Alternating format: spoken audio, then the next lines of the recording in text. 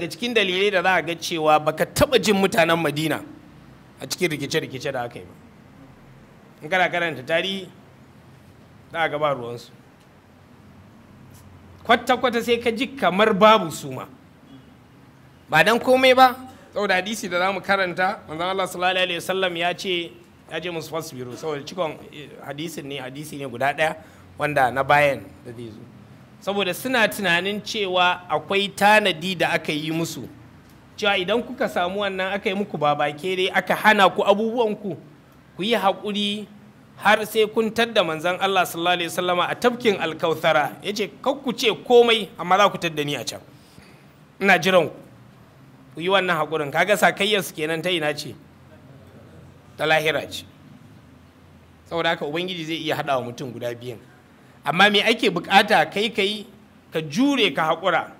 Kai ne a mataki misali in a ce promotion ne a yanayin abubuwa, kai ne kamata ka hau wannan kujerar, kiri-kiri sai ga dan wani ko kuma wanda yake da alaka da wani shugaban sai ga an juya kawai sai a ɗora shi, kai kuma ka ci gaba da a ƙasa da kai yake sai ya zamanto shi ne a sama da kai kuma yana baka umarni. Wannan asara ce.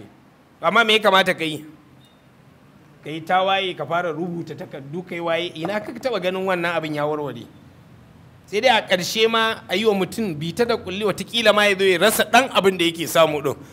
Idan ko bai rasa ba sai ya ɗora wa zuciyarsa abin da ba za ta iya ɗauka ba, wato shi ita ce damuwa.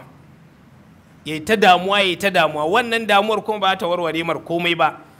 Akwai waɗanda na sani a cikin irin wannan promotion ɗin su ya kamata a yi musu ba a yi musu ba. Wannan dalilin da yawa, ɗaya daga cikin wanda na sani ɗin sai da aka rinka zuwa kamar kai ka ce kamar wato irin shafar aljanu ne a karbin rukiya ba kan ƙwaƙwalwar startup kuma ya dawo, kuma a ƙarshe me za a yi mar? Gwamnati tana da lokacinta, za a ɗau lokaci ne in aka bai dawo hayyacinsa ba sai a yi me? Sai a sallame shi. Bai hau ba kuma an sallame shi. Wataƙila da ya yi haƙuri ɗan wani lokaci, wancan ɗin da ya hau zai zama to a yi wani juyi sai ya ga cewa ya hau, ko kuma in ma bai hau ba ya zama masa mafi alkhairi, shi wancan din ya je fada cikin wani kwamacala sai ya ga cewa alhamdulillah da Allah ma bai sa ni na fada cikin wannan kwama. Kuma ana yi sosai, sai ya ga cewa mutum ya kare a EFCC a irin wannan lokaci ko ICPC ya kare a can, kana jin tausayinsa.